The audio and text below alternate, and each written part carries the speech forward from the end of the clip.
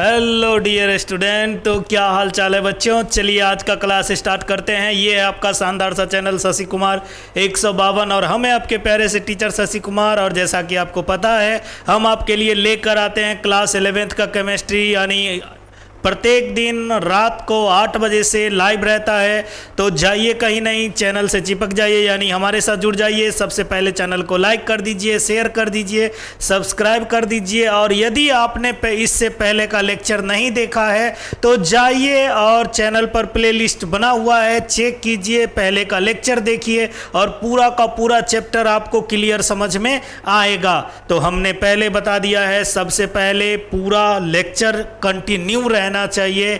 आप पूरा लेक्चर देखिए, फिर आपको पूरा का पूरा समझ में आएगा। अभी हमारा बेसिक टर्म चल रहा है, लगभग एक क्लास के बाद हमारा मोल कंसेप्ट स्टार्ट हो जाएगा, यानी मोल वाला टॉपिक जो है वो लगभग एक क्लास के बाद हमारा स्टार्ट हो जाएगा। तो चलिए आज हम पढ़ते हैं एकदम शानदार सा जानदार सा टॉपिक, मॉलिक्यूलर मास। बेहद छोटा, बेहद खास, लेकिन एग्जाम मोल कंसेप्ट यानी मोल वाला टॉपिक के लिए जब आप पढ़िएगा तो बहुत जरूरी है।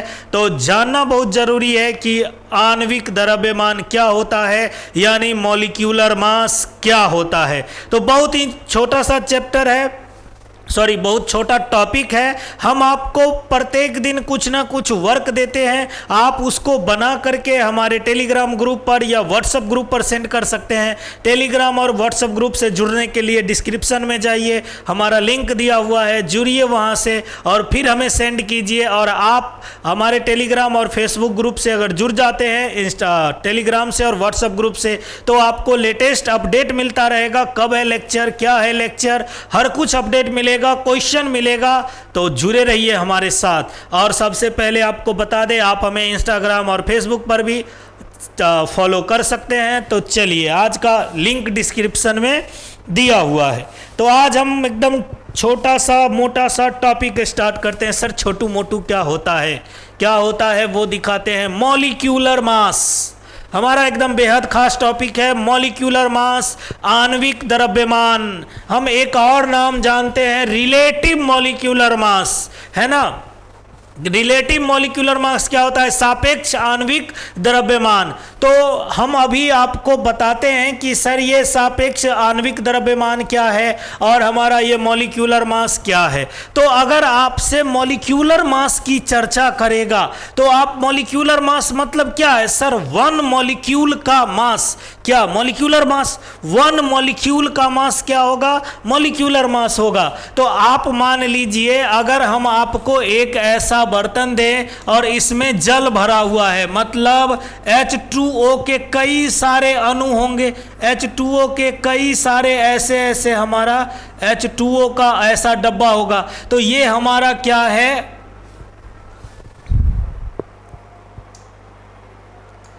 ये हमारा क्या है, चलिए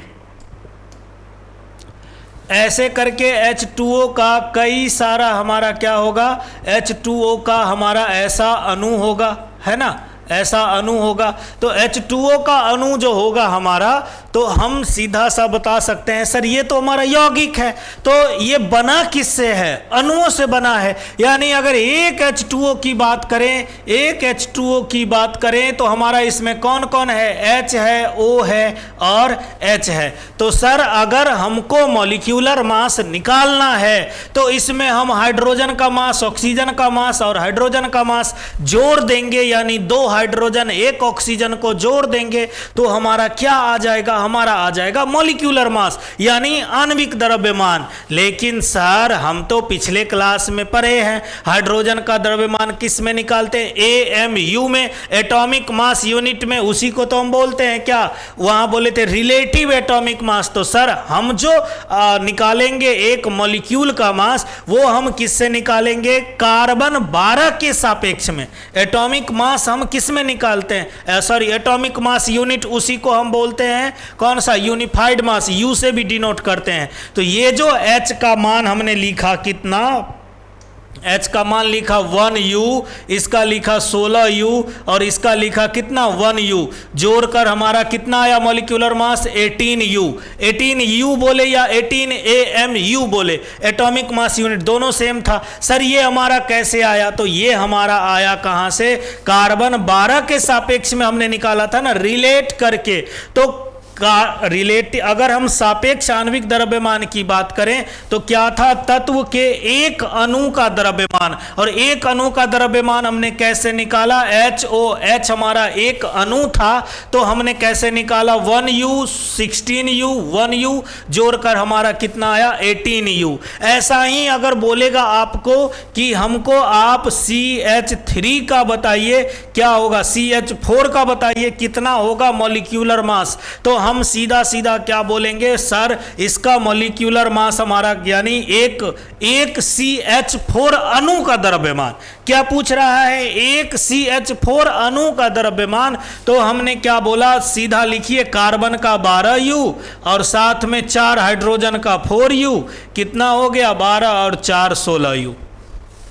होगा कि नहीं? तो हम ऐसे लिख सकते हैं। तो हम यहां से क्या निकाल, अब जब हम रिलेटिव एटॉमिक मास लिखेंगे ना तो उसमें कोई यूनिट नहीं लिखेंगे। अगर मान लीजिए यही हमको बोलता क्या, H2O का मॉलिक्यूलर मास, H2O का मॉलिक्यूलर मास, तो H2O का मॉलिक्यूलर मास कितना लिखेंगे? 18U। कितना लिखा है हमने यहां पर निकाला है ना, 18U। और यही अगर बोलता क्या, H2O का relative molecular mass, relative molecular mass, तो हम क्या लिखेंगे? 18 लिखेंगे, U नहीं लिखेंगे, क्योंकि रिलेटिव एटॉमिक मॉलिक्यूलर मास हम किसके सापेक्ष में निकालते हैं? हम निकालते हैं 1/12 C12 के परमाणु द्रव्यमान का। बात समझ में आया? सीधा सर इतना डिटेल में नहीं जाना, ज़्यादा दिमाग नहीं खराब करना है, सीधा सीधा मॉलिक्यूलर द्रव्यमान बोलेगा निकालने के लिए। आप क्या करिएगा, यहाँ से हाइड्रोजन, जैसे मान लीजिए अगर यहीं पर आपसे पूछता किसका, CO2 का, आप क्या करते? एक कार्बन का लिखते कितना? 12U और सीधा लिखते 2 ऑक्सीजन का 32U। सीधा कितना हो जाता हमारा? 12 और 32 44U हमारा इसका मॉलिक्यूलर द्रव्यमान हो जाता। यानी ये मॉलिक्यूलर द्रव्यमान है। यही जब हम आपको नेक्स्ट क्लास में पढ़ाएंगे ग्राम मॉलिक्यूलर मास यानी ग्राम आणविक द्रव्यमान, तो कुछ नहीं करना रहता है, U को हटा करके किसमें? ग्राम में लिख देंगे, तो हमारा हो जाएगा ग्राम आणविक द्रव्यमान। तो हमें एक बात समझ में आया क्या, कि हमने देखा आणविक द्रव्यमान किसी दिए गए अणु का द्रव्यमान है। मतलब जब हम आणविक द्रव्यमान निकालते हैं तो किसका निकालते हैं? एक अणु का द्रव्यमान निकालते हैं। इसे प्रत्येक तत्व के परमाणु द्रव्यमान और उपस्थित परमाणुओं की संख्या के गुणनफल के योग द्वारा प्राप्त किया जा सकता है। मान लीजिए यहाँ पर कितना? 2 हाइड्रोजन था, तो एक हाइड्रोजन का द्रव्यमान 1, 2 से गुना कर दिए 2, और ऑक्सीजन का 16, 16 और 2 18। अब बोलता है किसी तत्व के एक अणु के द्रव्यमान तथा कार्बन 12 के एक परमाणु के द्रव्यमान के 12वें भाग के अनुपात को हम क्या बोलते हैं? सापेक्ष आणविक द्रव्यमान कहा जाता है। हमने बताया जब आपको मॉलिक्यूलर मास बोलेगा U में डोनेट कीजिएगा। याद रखिएगा मॉलिक्यूलर मास को या तो AMU में लिखते हैं, या तो U में लिखते हैं, या तो DA में लिखते हैं ना। लेकिन ज़्यादातर लोग अब AMU को यूज नहीं करते हैं। किसको यूज करते हैं? U को करते हैं। लेकिन जैसे ही आपसे बोलेगा रिलेटिव एटॉमिक मास लिखने के लिए सीधा लिखिएगा यूनिटलेस, इसमें कोई यूनिट नहीं होता है, यूनिटलेस होता है। बात समझ में आया? क्यों? क्योंकि ये एक रेशियो है। क्या है? ये एक रेशियो है, इसीलिए ये क्या हो जाता है? यूनिटलेस हो जाता है। तो बहुत खास टॉपिक था, छोटा टॉपिक था, कुछ नहीं है, सबको ये आता होगा। मॉलिक्यूलर मास हम कैसे निकालते हैं? AMU में निकालते हैं, या U में निकालते हैं, या DA में निकालते हैं। रिलेटिव एटॉमिक मास यूनिटलेस होता है। तत्व एक मतलब एक अणु का द्रव्यमान निकाल करके और 1/12 के 12वें भाग से, यानी कार्बन 12 के 12वें भाग से क्या करते हैं? उसको भाग दे देते हैं। वही आंसर वही आ जाता है, क्योंकि 1/12 गुने कार्बन 12 कितना आएगा? 1 आएगा। बात समझ में आया? तो चलिए अब हम आपको ले चलते हैं क्वेश्चन की ओर। क्वेश्चन आपको बनाना भी है। क्वेश्चन क्या कहता है, CH4 का हमने अभी बताया आपको यहां पर निकालना है मॉलिक्यूलर मास। क्या निकालना है, मॉलिक्यूलर मास, और यहां पर निकालना है relative atomic molecular mass, relative molecular mass. 1 से 2 का निकाल लीजिएगा, आपका एकदम लाइन क्लियर हो जाएगा, दिमाग धक्का धक काम करने लगेगा। CH4 का कैसे निकालते हैं, तो सर CH4 में कुछ नहीं है, हमने निकाला है 12 और 4, 12U प्लस 4U कितना आया 16U, और इसमें सीधा कितना 16, उस वो क्या हो जाता है, यूनिट लेस है। H2O का अगर हमसे बात करेगा तो H2O का कितना हो जाएगा, H2O का बात करेगा तो 2U और साथ में कितना 16U, कितना हो जाएगा 18U, इसका सीधा कितना हो जाएगा 18, कितना हो जाएगा 18। आप निकाल कर जल्दी जल्दी कमेंट करो, कमेंट धराधर आना चाहिए और ताकि पता चले कि सर आंसर क्या होगा। C6H12O6, C6 है तो 6 गुने 12U प्लस H12 है तो 12 गुने 1U और प्लस 6 ऑक्सीजन है तो 6 गुने कितना 16U। आप गुना करके देखो कितना आंसर आता है ना। चलिए ऐसा ही आप कैसे निकालिएगा CO2 का, CO2 का आप कैसे निकालिएगा, CO2 की बात करें, CO2 की अगर हम बात करें तो 12U प्लस 32U कितना हो जाएगा 12 और 32 44U। बात समझ में आया? क्या आपको इसमें डाउट क्लियर है, बताइए।